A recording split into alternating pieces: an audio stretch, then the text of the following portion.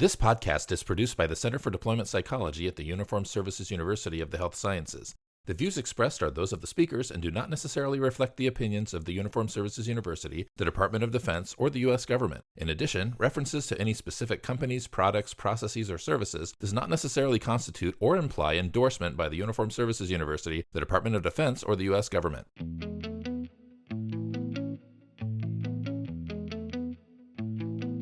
Welcome to CDP's podcast, Practical for Your Practice, where we give you actionable intel to support what you do, one colleague to another.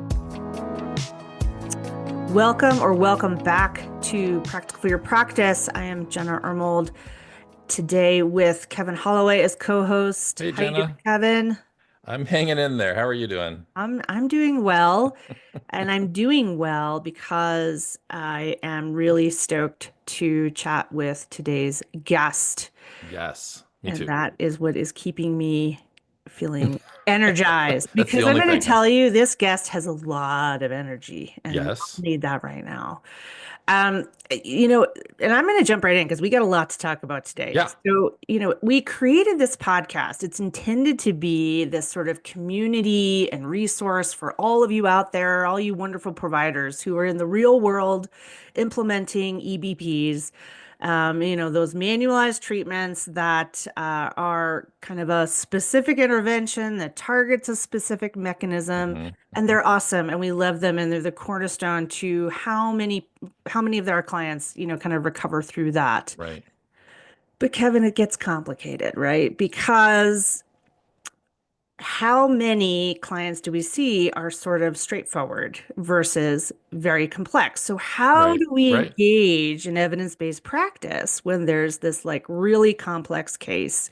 What do we do when that clinical picture is like less than straightforward? So somebody has PTSD and psychosis, for example. Well, I have good news for you today. What's that? To talk about this topic, we have the absolutely fabulous, highly energized Dr. Aaron Brinen, who Oh, awesome. we were so lucky to have at our evidence-based psychotherapy conference last year, where he delivered a fabulous talk. So, Dr. Aaron Brinen, welcome to Practical for Your Practice podcast. Welcome. Oh, thank you so much for having me. I'm really excited that I was finally able to join you guys, right? Yeah. This has been a long time coming. We've been working on this for a while. Yeah. It has been, right? I have the email thread to prove it. I know. Good things come to those who wait.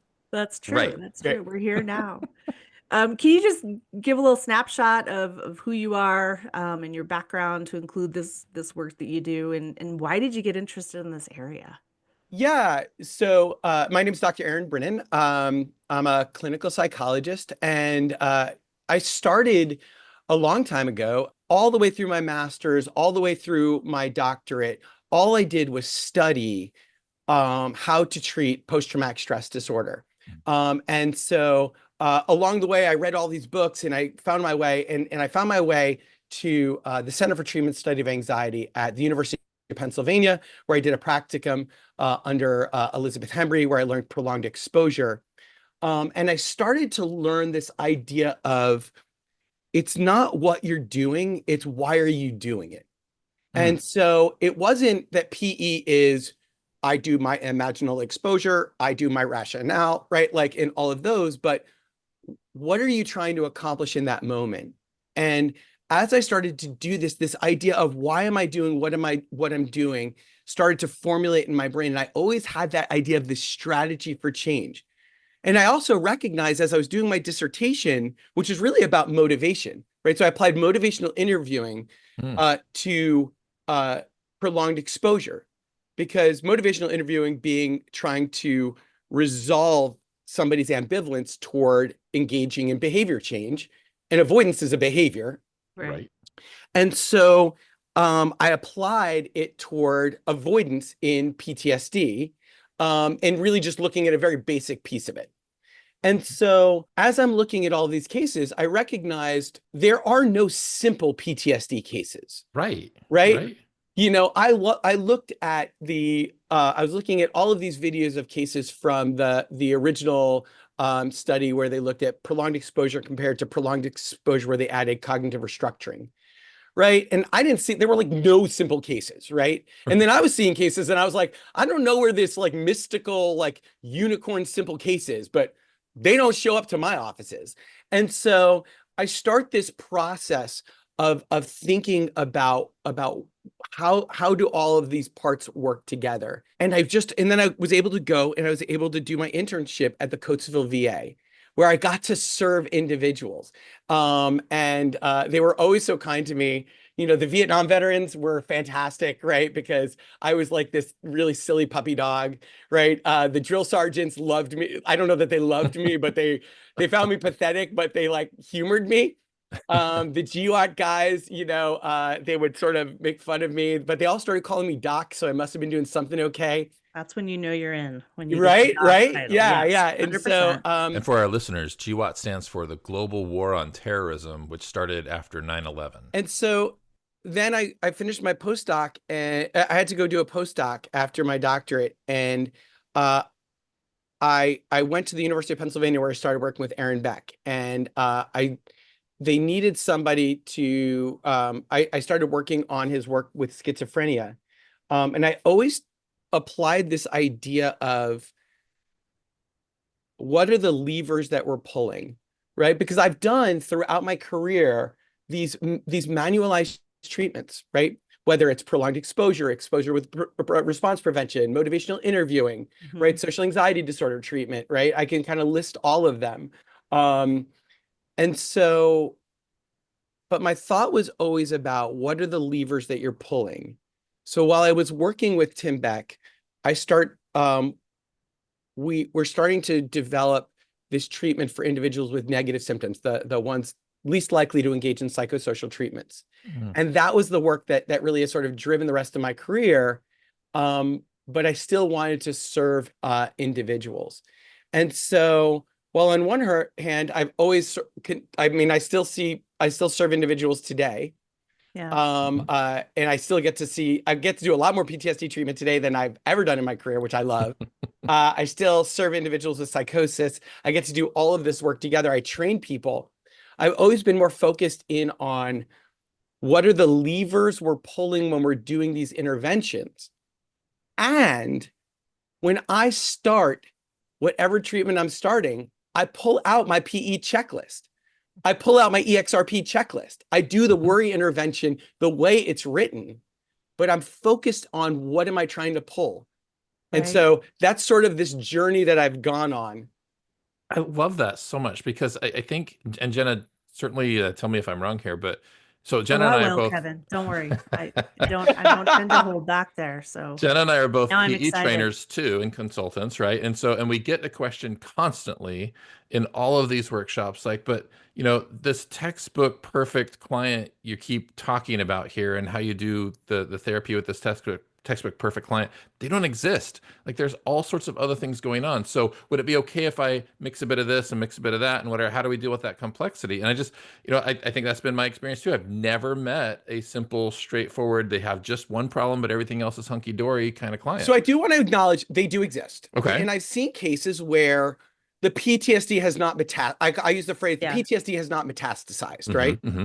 They have PTSD. It's legitimate PTSD. It has not gotten into all of the parts of their lives. The individuals that we supervise, the individuals that we sort of assist in serving these other individuals, they're probably not seeing those folks, right? Those folks don't usually show up at a psychologist's office, right? They're usually seen by somebody else. But yeah, it might be like, it might be a person who had like a car accident, or honestly, it might be somebody who had a really bad trauma, right? And developed pretty severe symptoms. And they're seeing you at month 1.5. By the time you schedule them, it's month 1.5 and an extra week.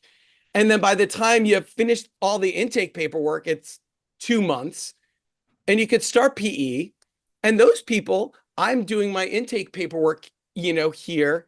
And I go, hey, is there anything else? And I kind of quickly tick down like all the DSM. And they're like, no, man, it's just these memories are haunting me. And I'm like, okay, cool. So for many people following a traumatic event, right? And I'm literally into the PE session 1. Right. Because 5 minutes in, I've got all the stuff that I need. And I'm like, I do it. Sure. But yeah, those are very unicorn cases. But most of the people, and most of the people who were seen in the studies of these very treatments Right. were not Exactly. simple cases. Right. And I Right. think that is such a point we try to foot stomp. It's I think it comes from a good place. A lot of providers are like, yeah, but my client's special. My client's more complicated. My client comes with this, and we go back to the studies and say you should see these, the populations that Hmm. these participants were drawn from are very similar to what's in your office. And So not in a we've snotty way. We're not like, no, your client's not so special. It's more right. like, hey, this is actually pretty This, common. yeah, and this is good news because what I can tell you is even though that's the case, we have great data to support that this can be really effective. And I want to validate that Yeah. feeling, right? For a couple Hmm. reasons. I think I've had that experience myself, even though I'm a trainer in a treatment that I developed, and I train people in PE, and I train people in a really effective treatment in persecutory delusions.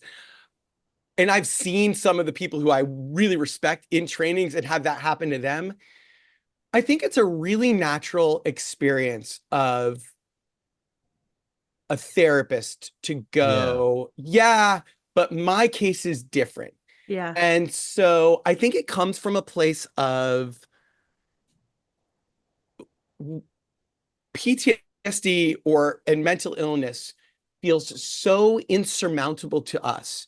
And there's at times we can feel so small in its shadow Mm. that the idea that science can fight it off, and we want so desperately to help these people. We just feel like, how could this stupid science help? Yeah. I think it's natural. One of my dear friends who came and has been trained, and we consulted on this treatment of recovery-oriented cognitive therapy that I had developed. And she believed in it, and she helped other people in state hospitals do it. And she finally got me to come out to Utah to train all of these people. And oftentimes when I do trainings, I'll go out and we'll go and demonstrate with like a case or two. I'll go and meet with people in a hospital or something like Hmm. that. And it's really a wonderful experience. And we go out to dinner afterwards, and we're sitting there and eating dinner. And all of a sudden she leans in and she goes, Aaron, I have to apologize. I go, what? What happened?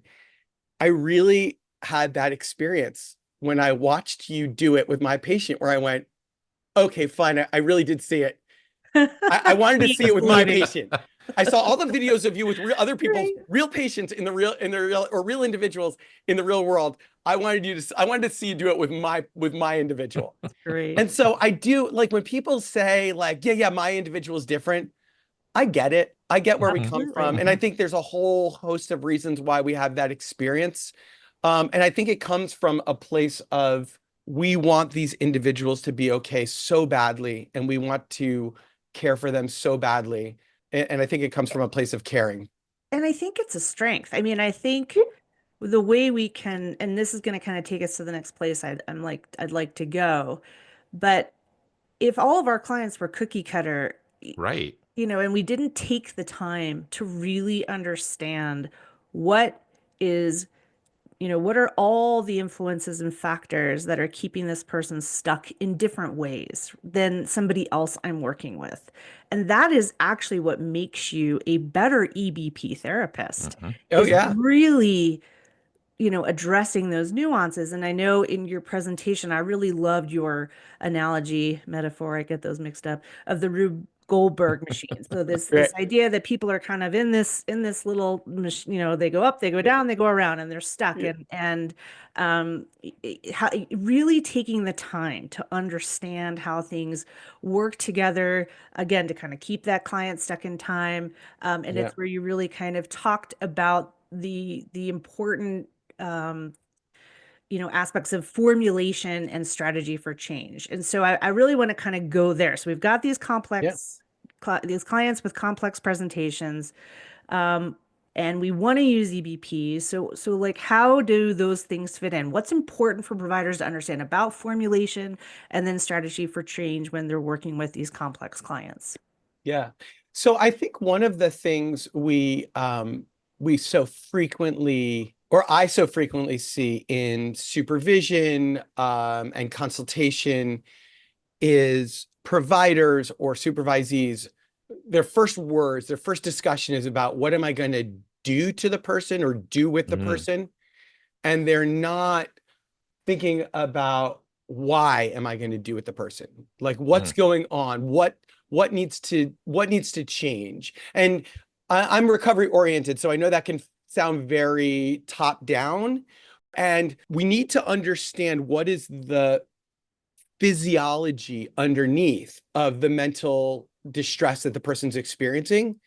And so then collaboratively, we can decide how are we going to address it, right? And so the physiology is this perpetual motion machine that is driving the psychopathology. And psychopathology does not isolate itself, right? So mm. PTSD doesn't hang out over here, and Mhm. then psychosis hang out over here, and then social anxiety disorder hang over here, and then alcoholism hangs out over here, right? Right, They right. all work together, right? They all interact together in this perpetual motion machine Right. and in this additive effect. The first time I recognized that was when I was on the inpatient combat PTSD unit, and I was asked to run a alcohol use disorders group, right? And I just Mhm. sort of made it up. And one of the things I started to recognize is the alcohol use made the PTSD go off, and I started to try to For figure sure. out why that was, right? And I know that everybody on here is like going, yeah, no duh. We'll also remind everybody here that it was 16 years ago or 14, like I don't even know how many years ago. Like it was a bunch of years ago. And I was like, I was new at the rodeo gang. So we're all going to Profound. be compassionate right now, Of right? course, Please. of course. And it didn't shock me, but I also wanted to figure out why. But I also Why? wanted to figure out a way why that I could explain it to the veterans that I was serving. And so I realized that thought suppression requires the prefrontal cortex, right? Mhm. And thought suppression is what sort of avoidance of memory is doing. But alcohol gets rid of your prefrontal cortex, right? Hmm. And so once I could explain that the alcohol was stopping your prefrontal cortex from working, so the memories just got to kind of run in. I basically made a PowerPoint presentation about like all these little guards, and then the guards went and got drunk, and then the memories just started coming in, and they were like, "Oh, I get it now," and they're like, "Cool." Right. And so, but it's the idea that all of these problems work together. So if we talk Right, about right. psychosis, if we talk about that, so we need the formulation first. And I think what happens, and I know this from I train and supervise psychiatry residents, psychology interns. We're so fast to, I need to start working and doing stuff with people. We don't take the Hmm. figure out time to figure out why are we going to do what we're going to do. Individuals, when we can start lining out what are the things that are going on sort of a big dry erase board or a yellow pad or the shared screen if you're doing telehealth, right? Hmm. Whatever your medium is, from super low tech, legal yellow pad, to super high tech, the telehealth, shared screens, starting to draw up on there what are the things that are going on, putting them up there, and then doing your good, whatever you call it. You might call it a functional analysis. I call it a chain analysis. DBT people call it a missing links analysis. Who cares? What you want to do is Right. figure out what is driving it, right? Yeah. With the client. Huh? With the With client the you're client, serving yeah. too. Nobody knows better why you're drinking Right. than the client. Right. Nobody knows better what the experience is and how you're pushing the memory out of your mind and PTSD than the individual themselves. They know their And I tricks. and I imagine that for clients, this can be really insightful, right? And illuminating because in their minds, at least many of the folks that I've worked with, it does feel like there's so much going on. Most of it maybe isn't unrelated in their minds, and they feel like they're just so broken and crazy. Yeah. And it's like, how do we even start dealing with this. There's just so much going on. Sure, we can work on this one thing, but I still have all this other crap going on. And to have a discussion that really lays out like, no, this stuff's connected. This stuff relates to one another. Here's how they influence one another and why this might be showing up in your life the way that it is and how it might make sense, how it's not broken. It makes sense. Right. Well, and I think the reason why I said with the client, then I'll turn it back to you, obviously, Dr. Brennan, but and we have supervised folks as well. I feel like there's this notion that case formulation is something we do, like we figure it out, and we over here Hmm. Hmm. as the people with the advanced degrees, kind of put it all together, and we're missing if we do not partner with our clients, and I think again make mistakes like, hey, I see it fitting together like this. How do you see it? Oh, you see it really differently. Well, let's take that information into it too. So to sort of be vulnerable with the client to get the best case formulation by involving them, and you don't have to necessarily be, you're expert on some things but not expert on all things. So here's my question. If you were a veteran, an active duty person, a spouse of an active duty person or a veteran, and you had gone through the system, and maybe you didn't have the best rodeo ride through the system, and you sat with somebody and they kind of laid it out the way you're talking about. And they said, did I get it right? And then they were like, well, it's really more like this. And then you go, oh, and then they sort of adjusted it. What would that be like for you, right? What would that experience be like for you as you're sitting down thinking about doing this horrible idea of revisiting the memories, right? Like, Right. absolutely. I've never had somebody be like, that sounds like fun. But what would Yeah. that be like Sweet. for you from a curative standpoint, having somebody go, oh man, I really didn't hear that right. You're right. That makes much more sense. And then they like cross it out or like erase it on the Right. board or like stuff like that. What would that be like for you, Jenna? It would be empowering. It would make me feel like an equal partner, or that I actually I wasn't helpless and hopeless, and I had something to contribute, and I could help, sort of shape where we were going. And so then the next question I've got for you is for Kevin. So if you kind of like, I get your question about sort of like how it's insightful and those pieces. What would it be like for you? You've gone through it and maybe you're still active service and nothing's going right. You Yeah. try to do your lineup and you're standing next to everybody and your skin's crawling. You do it fine. You never get written up, but man, do you have to go to the bathroom just to sort of stop from shaking at the end of lineup. Or you go to the VA and I mean, it's literally like the world is in opposite world. And you try to go to your kid's birthday party, and no matter what happens, you just can't stand there. And none of the world makes sense. And then some, silly looking psychologist and you sit down and together you kind of construct this thing on the board.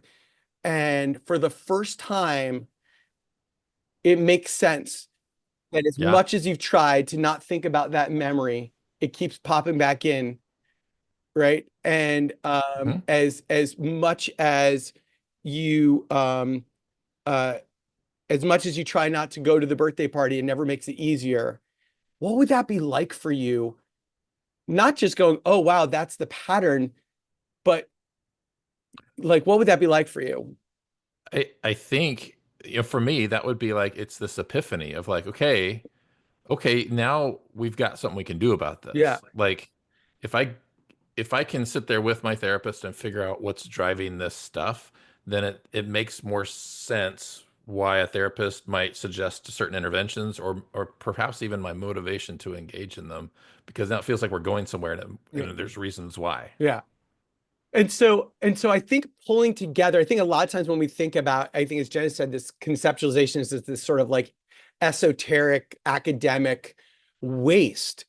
I think as an intervention for hope, for helping somebody not feel crazy, for helping somebody feel heard, many of Yeah. these individuals, the family is like, just pull it together, right? And they're sick of hearing about their stuff, whether it's that they fear that other people are trying to harm them, whether the memories are popping in their mind. How many of them have been told, hey man, just stop thinking about the memory, right? Or just stop drinking, right? But to be able to bring that together, see it on a board and work together, that conceptualization starts by making them feel less crazy, feel like an equal in the process. And then together we could go, where do we want to go next? And that's Jenna's point of saying we could do this collaboratively. And I think too, I mean, even you were just talking about kind of that sense that, family members, friends are saying, just don't think about it. It's kind of this quick, brush off, right? Like, hey, we're tired of hearing about it. We know you got problems, just deal with it. I wonder if clients, and I think so, but I wonder if clients sometimes have that same experience when they're with a therapist who's like, oh, you had trauma, let's do PTSD work, let's do PE, rather than spending this time to be heard. Like the therapist gets them. Because I imagine, and I've certainly even had clients tell me this, like, hey, well, you said PTSD and we want to do PE, but there's other things going on that you haven't heard about. And that's kind of been like a stop for me. Like, you know what? Yeah, let's pull this back a little bit. What haven't I heard about? Let's talk about that. And here's the interesting dialectic here, right? So like, this is the really interesting thing. I think on one hand, we can create this perpetual motion machine so we can think about it together. And I think we can pull it together. I actually think that the more we lean into that, the faster we get to doing PE. And it's not because I'm like, I don't have like I don't have like a timer going like, you've got 15 sessions and you're out. I don't. I mean, I know other places do. But it's such an interesting thing where I've done this and people are like, yeah, man, cool. So next session, we're starting PE, right?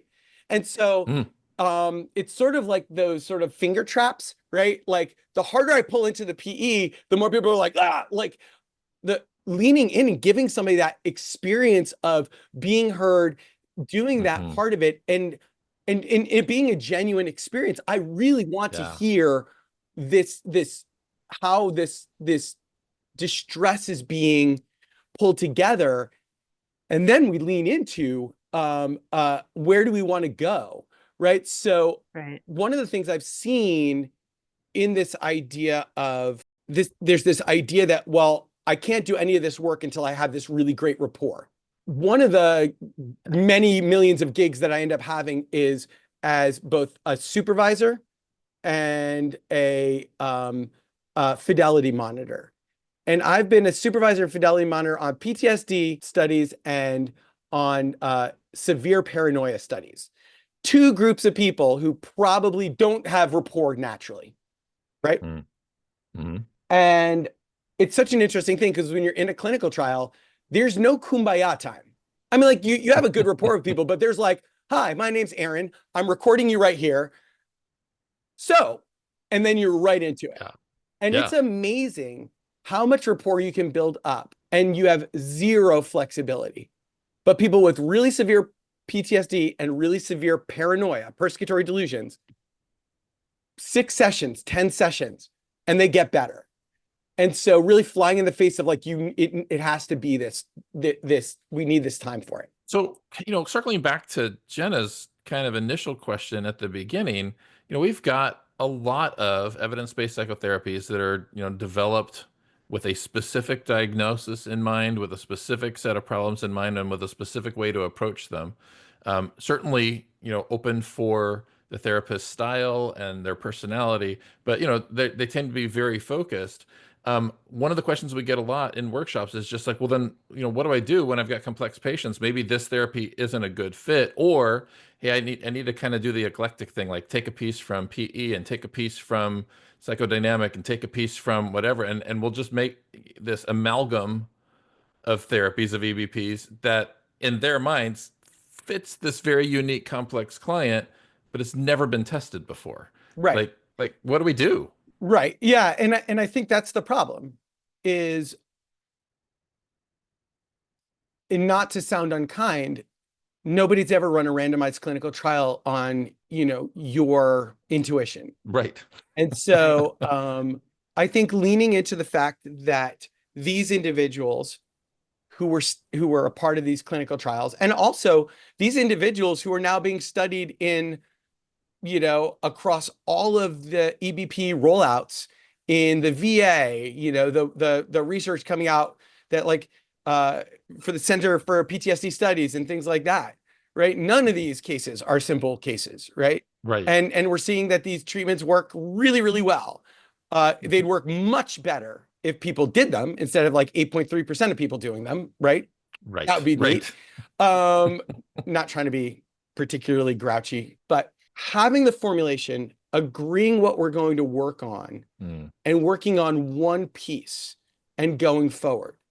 And so ultimately, this is really getting back at Jenna's point about collaboration, because I think her putting forward that idea was so valuable of saying, hey, so it looks like this memory is haunting you. There's a couple of ways that we could go about it, right?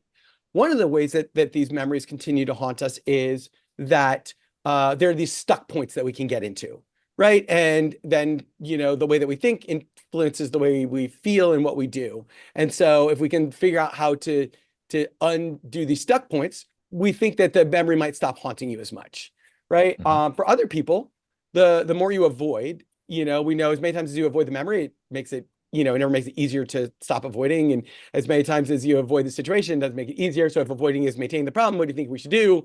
You go not avoid. And then I go, yeah, that's what we call exposure. So let's take this hill. And then, Marines and sailors and soldiers are all like, hoo-ha. And I was like, yeah. So at the VA, everyone was like, how do you get them You to don't do leave PE? us airmen out. We like to. I said, don't leave us Airmen out. I know. out. All I knew right? I was We're gonna there. go through everything. We'll take the desk. Yeah. We'll take the desk. Might not be the hill. Guardsmen and guards people, right? And thank you for your service. And so talking about going, which way do you want to go? I mean, I don't think we've got like a great way of pitching that part of it. And then following it and then acknowledging, hey, there may be moments as we're going through this that there might be other stuff that we want to deal with. The other part is read the whole manual, right? So like if somebody's like, oh my gosh, they deal with alcohol. I was like, yeah, read the PE manual. There's a section on like when they drink alcohol. Like they did the PE alc study. I was there for it, right? Like I'm sorry, that was really a mean way of saying that. But like, you don't have to do something totally different. Right. There are people who are thinking about how do we adjust instead of retrofitting something else and bringing it in, use the skills that we've got. Right. So if somebody has moral injury, how do you use in vivo or prominent shame or moral injury? How do we use the in vivo exposure to move that along? How do we use the imaginal exposure? Right. But that's understanding how do these things work, right? Right. It's being a chef, not a line cook when we're doing this work, right? Right. A chef understands how all of these things work together to really create something that is helpful, right? A line cook understands how to chop. And so that's really getting into what am I doing when I'm doing in vivo exposure, right? Yeah. There's no place in the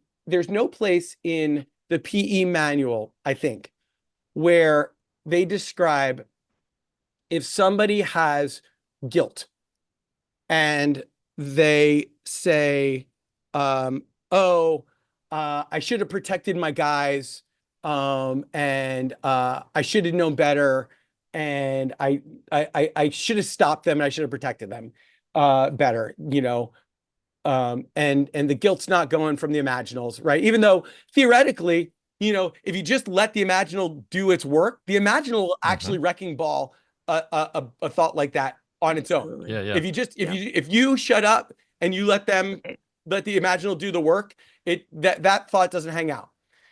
But you're kind of going in and it's not working. There's nowhere in the PE manual, I think, where it goes, hey man, do me a favor. Is there any place where there's like a bunch of 18-year-olds near your house? And you're like, yeah, there's a college campus. I was like, I want you to do me a favor. I want you to do an in vivo exposure. You willing to do it? By that time, they're usually like, yeah. And then, I mean, you talk to any service member, once they agree to do something, they're absolutely going to do it because, you know. Yeah. And so I just want you to hang out and observe 18-year-olds for an hour. And then I want you to go listen to your imaginal exposure. And then come back and tell me what's up, right? That's not in the PE manual, is it? Right. No. No. Not that I've seen. Right. And so then they come in and I go, hey man, what did you notice? And you know what they say? They go, 18-year-olds are so stupid. And I go, what do you mean? I go, they're so stupid, right? And now if I do this at Vietnam veteran, I'm like, yeah, but 18-year-olds in 2025, they're different stupid. They're like, no, man, we had transistors. They're just a different stupid, same stupid, different toys. And I'm like, huh. So what did you notice? And then Right. and then the guy turns to me and goes, I was 18, Aaron. Yeah. I was 18 years old. What could I have known? And then he starts going, Right. I did all of this stuff. We all survived.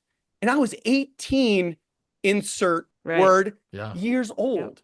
That's such a great story. So, but that's understanding what are the tools you have. Right. So the other piece that I think is so important to foot stomp, which again I really appreciated in the presentation. We're going to put a link in the show notes to be able to watch that talk because it's fantastic. But it just because you're doing in vivo for PTSD doesn't mean it's not going to also have an impact on the depression or on the even the psychosis. But that's written in the manual.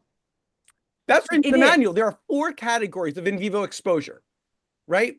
Things you avoid because it reminds you of the memories. Things that are that you don't do anymore because they feel dangerous because of the memories. Things that you avoid. I forget what the third one is. Things you no longer do that you previously enjoyed doing that do not cause you anxiety, but you have stopped doing since the trauma. That has always, forever, from the beginning of PE, been behavioral activation. Right. Absolutely. Cheat sheet behavioral activation. Yep. I agree. But I think, and that's the most obvious one, but even when you, and we don't have the case in front of us, but I really also liked how you talked about it. If you are working with somebody who was having persecutory delusions and you're doing PE, how does it sort of start to, not that you're treating both necessarily, the focus is still on the PTSD, but how does it influence what's going on with some of those symptoms? Yeah. So I think when we look at it, we think about if we think of symptoms as a massive web, right? And every part of it, when you shake any piece of the web, how much of it is going to shake? Yeah. Right. And so, as I said at the beginning, I grew up treating PTSD, thinking about PTSD. So the first thing I will always think about is PTSD. The second thing I'll always think about, honestly, is negative symptoms of schizophrenia, right? So those are sort of the, when I'm thinking about somebody with psychosis, because I think those are the 2 things that everybody ignores. Nobody thinks about PTSD. I mean, we write about it, we talk about it, we talk about caring about it, and then we never assess for it. And when we do, we assess for it badly. That's sort of like what's out in the world. And not you guys who are listening to it, anybody listening to this audio, absolutely, you guys are the best. But everybody out there, I mean, how many of you people listening to this right now scream into a pillow when somebody misdiagnosed and, misdoes it? That's the bane of my existence. And so when we shake that web and we think about, if I treat this obstacle, what will be the knock-on effect, right? My worldview is nothing ever gets worse by removing PTSD from somebody's life. Right. I live in a world where I view all things as curable, because if I aim to cure something, and I know that this will be controversial, if I aim to cure something and I come up short, I'll probably be a lot better than if I aim to stabilize something and I come up short. So I aim for cure, and if we get short of it, then they're much better, right? But I never aim for stability, because I feel like that is not thinking about somebody recovering and living their life. Right. I don't want somebody to try to stabilize me. I don't want to live a stabilized life. I want to live a wonderful life, right? And so I think about, if I'm looking across the symptoms, I work, again, just like Jenna said, because I think it's so important. I think collaboratively, and I'll sit on my big board in my office and I'll go, hey, here's the things. And I'll draw lines between, if we take care of PTSD, if the memory stops haunting you. So I don't call it PTSD. I say, so if the memory stops popping in your mind and haunting you, right? Yeah. What do you think is going to happen to the worry? Oh, well, I'll probably stop worrying as much, right? Because I'll stop having this threat popping into my mind, which makes me have to get ready, which will make me worry, which makes me think about more bad things, which makes me fearful of other people. Okay, cool. If the worry stopped in your mind, what do you think would happen to the PTSD? Well, it might chill out a little bit, but it probably isn't going to go away. Okay. Mm-hmm. What about if we, what about if we kind of were able to sort of bring the alcohol use to heal? Well, the memories would probably still pop into my mind. Okay, cool. But they probably wouldn't go as hog wild at night, and I could probably sleep a little bit better. Okay, cool. So that might be worth paying attention to, right? And so we can kind of look at it all together. I mean, if you want to be super formal, you could do a pro-con list. If anybody stayed on this podcast long enough, you've all kind of picked up formal is not like my middle name.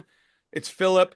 So like all that to be said, just sort of putting it all up there. Like we could work on voices. Voices might not impact stuff.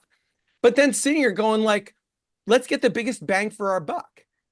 Right. But if we go back to the PE protocol, right? In the PE protocol, if somebody has more than one index trauma, which one do we usually, we will collaboratively decide together. But as therapists, we always go, hey man, not for nothing, but why don't we go after the worst one? And then the other ones might shatter along. The person's like, that's freaky. We're like, okay, cool. You're the boss. You tell me, you give me my marching orders, but I'll do what you want. And then if they're like, let's do the second one, the less distressing one, we'll do it. But if they're like, yeah, I guess so, that sounds like a terrible idea. And I'm like, I know, let's do it anyway. Right. But like, right. So we always go after the harder one if they're up for it, because it'll have a knock-on effect. And so just as sort of a science follow-up, in the UK right now, they've been ahead of us on the interaction between psychosis and trauma/PTSD for a long time. But they're doing studies where they are prioritizing and privileging, meaning putting first, the treatment of PTSD for people with really severe schizophrenia and psychosis. And so they start with trauma-focused treatments as long as the person agrees to doing it. And a lot of these old, like long-term CBT for psychosis treaters are going like, I've always formulated trauma and PTSD. I've always treated it.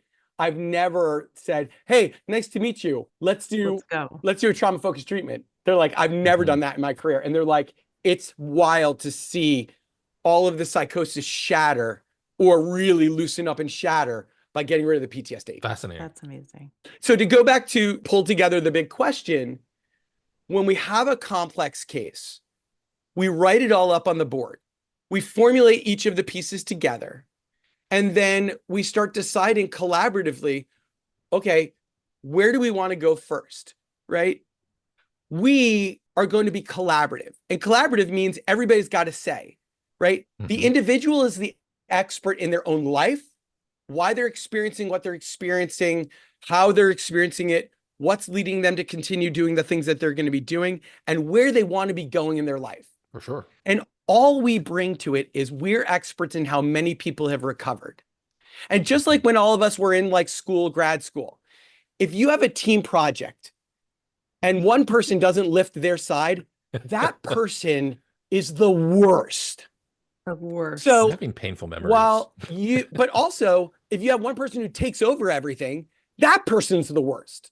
So as a therapist, as a psychologist, I don't take over everything. But on the other hand, I'm not going to sit back and go, hey, Hakuna Matata, you do what you do, right?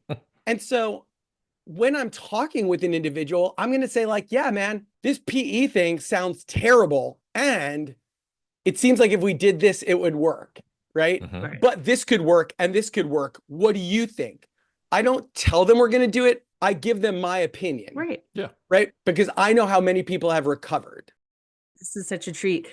One of the themes, or not one of the themes, we have one theme. The theme for this season, which we think is really important, is who's got your six. We're in season 6. Who's got your six?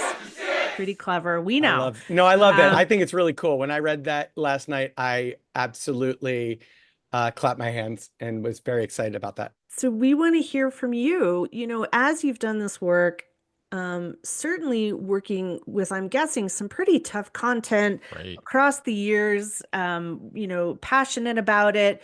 But we all have, it's a challenging work that you're doing. Mhm. Who's had your six? Who's been there to kind of bolster you up and keep you moving forward and had your back? Because we think that's just a really important thing for our community to really think about who's got your six, why that's important. So tell us your story. Sure. I think there's a lot of people. So obviously, as I'm saying this, if I don't mention one person, I think that's just to remind that. We'll Uh, play the walk-off music if it goes too I, long. um, I have, I mean, I just have so many people who I've been fortunate to. I have an embarrassment of riches when it comes to friends, and particularly because I've got my fingers in so many different pies. Every pie, Mhm. I've got somebody who has my six, and it is so important. And I teach all of my trainees that this is a team sport. Yeah. And I teach them that there is no place in society where people go at things alone.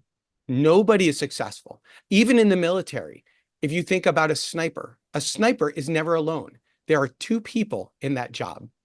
So it is always a team sport.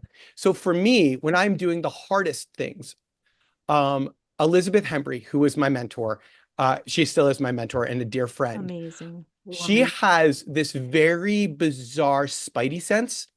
And when I was ever doing the hardest imaginable exposures, I would be leaving my private practice and I'd be walking, and somehow I would get a phone call from her. Mm. And she would be like, "Hey, how's it going? Hey, Aaron, Oh, how'd it go tonight?" Right? And then we would talk about it.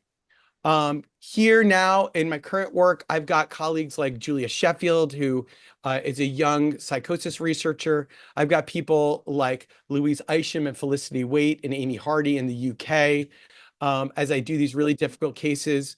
In my life, I've been really lucky as I was doing these really difficult cases. When he was alive, I had Aaron Beck, who, so Tim, he loved hearing about these cases. And when I was really stressed, there were times where he would sit me down. And so that's my professional six. And I think it's really important for us to recognize that as we go through this world, we can talk about that there's a personal toll that this work can have on us, and it can. For I think sure. if we do a good job, there was some research a while back that when we engage in evidence-based treatments, that we're less likely to have these other vicarious it's the most traumatization. protective Yeah, it's against yeah, provider burnout. yeah. If you do have that study, I would love for you to send that to me because I can never find it. Find Right. it. I know. I will look for it. Yes. And life isn't for the faint of heart. And so I've shared very openly, I'm sharing more and more openly about the fact that probably for the last 2 or 3 years on and off, I've really struggled with depression. Yeah. And it's been really hard because I've experienced 2 times in my life some pretty significant loss. And in those times, um, I can only speak about what it's like to be a man. So I'm not going to speak what it's to be a woman, but men are really stupid. We're really stupid. I can only speak about I that. can confirm. And so for so many times I talked about being tired, just don't have the energy. I'm not really up for it, right? Never that I was depressed, right? Right. I'm not really into my work right now, but like all of a sudden I had played a video game for like a day straight. And that was just because I really wanted to get to the next level. I'm a Right. doctor, guys. Like I know Right. I know what depression is, right? Right. And as I was going through these losses, one of the things I know is that shame grows in the darkness.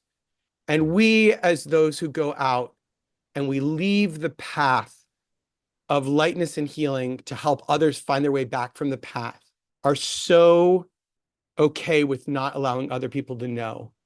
And shame can grow on us in that darkness. And so as I was dealing with these losses, I immediately talked to the people who had my six.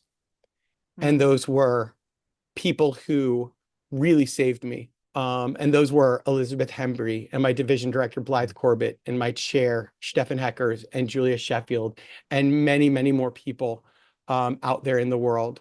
And people who didn't know that they were helping me. right? Who just were good friends and good people out there. And obviously, I've got a fantastic family. I've got a wonderful wife. I've got a fantastic son. I've got Bonnie, who is like the best dog in the world. We got a tortoise, which you would think wouldn't be that wonderful, but Cosmo's really fantastic. I've got a wonderful mother-in-law. I've got all of these wonderful people.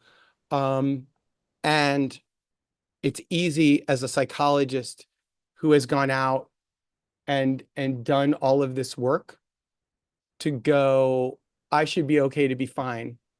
And in sharing my story, I've seen how many of us can be hurt, but we ignore it because we go to our sessions. And so I try to share it so that my trainees know that it's okay to not be okay and to share it with your friends. But the people who have my 6 are people on my level, right? Right. But to know that that's okay and to share that. And I'm doing much better. There are days where I feel like depression is like a bad knee. There's some days you stand up and you're like, whoa, the knee's not working. But there are a lot more days where things are really exciting and really good. So appreciate that. Hashtag relatable, Aaron. That's all I can say. You know, I think Kevin and I can high five you and agree. And I appreciate you saying that. I appreciate you being willing to share that on the podcast because it is the most important message. Yeah. And if we really don't share it, then nobody else is going to share it. Exactly. Right? Agreed. So. Yeah. Well, so what we always do, we're kind of, I would say we're coming up on the end of our time. I think that went away a long time ago. So which is fine. No, it's great. This is like a classic Aaron experience, by the way. Like this has been such a great conversation, though. And I don't want it to end. Me either. But I'm thinking as we're kind of wrapping up here, you know, normally we also leave our listeners with a couple of things that they can do. We call it actionable intel. What are some things people can take away from listening to this episode, start applying right away that can have a positive impact on the work that they do? Do you have a couple of thoughts for us about actionable intel? Resources, yeah. Yeah, resources too. Incoming actionable intel. Yeah, get a bunch of blank paper or a dry erase board or a PowerPoint.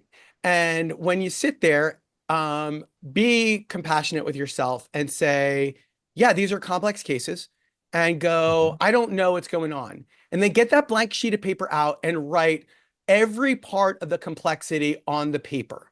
And then with that individual, start figuring out the complexities. What you may start realizing is as you write all the complexity and get it out of your brain and onto the paper, they might start to link together, right? So like worry and a couple other things, they may all sort of hang out together over on the right-hand side. And then all of a sudden sort of like avoidance and depression and sort of like irritability. And, oh, that's actually all the PTSD stuff. So that's all chilling out over there. And you might start seeing it lumping together, but develop a formulation and then figure out how do all of those, how are they all creating this sort of misery formula inside this individual trying to serve. And so that would be sort of action 1. And so it's creating this perpetual motion machine thing that's going on, right? Actionable intel number 2 is then figure out what is the tool that will move that piece, right? The way you eat a whale is one bite at a time, whether it's a real whale or a tofu whale, vegan food is fine, right? Is do it. You may also find, oh man, I don't have I don't have a fork and knife for this specific thing. And then you can go out and find it out because you start looking at where your holes in learning, right? You might not have a good worry intervention. You can go get it. But if you're listening to this podcast, right, and you hang out with Kevin and Jenna and the whole crew there at CDP, you probably have a ton of skills, right? And so, what did you say? I said we hope. Oh, I hope so. I know so, right? I know this. And so figure out which of those, if you wiggle the most, is going to work, and then propose that with your individual. Early on, if you do this a little, like before the person comes in, you'll feel a little bit more comfortable. Eventually, this will be sort of the way you talk with the individuals that you serve, right? And so once you propose it, lock into the intervention. Say, let's do this for 8 weeks and then see where are we going to go next. 8, 10, you know, whatever the intervention is. Some interventions some of the skills and some of those interventions you might retrofit for somebody who doesn't fit a specific intervention. There are people who their presentation does not fit a specific intervention. Those are probably a little bit more of the exception. They're not always the rule, right? I think what we think is those are all the rule, and then these randos are the exception.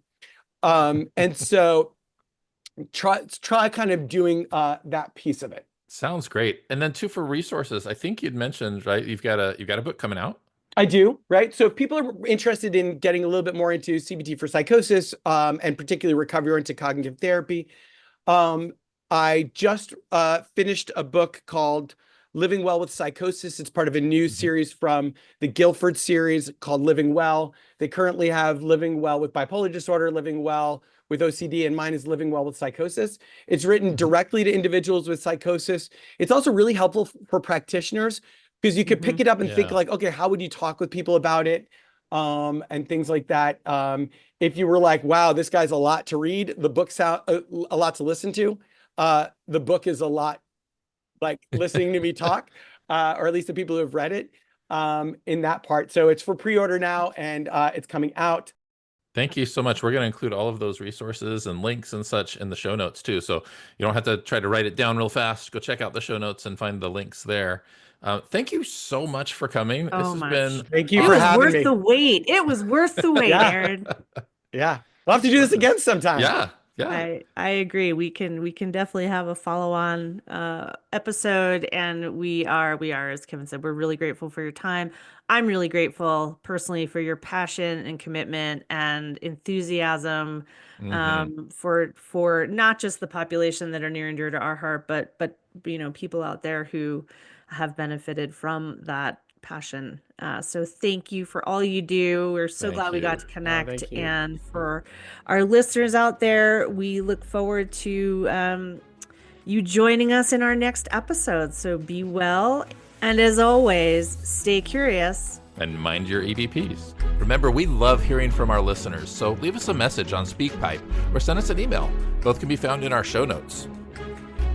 Our theme music is Failed Attempts by Nitro, and our administrative assistant is Bree Mercer. Thanks for listening to Practical for Your Practice. If you like what you're hearing, please feel free to follow us, rate this episode, and share it with others. Until next time.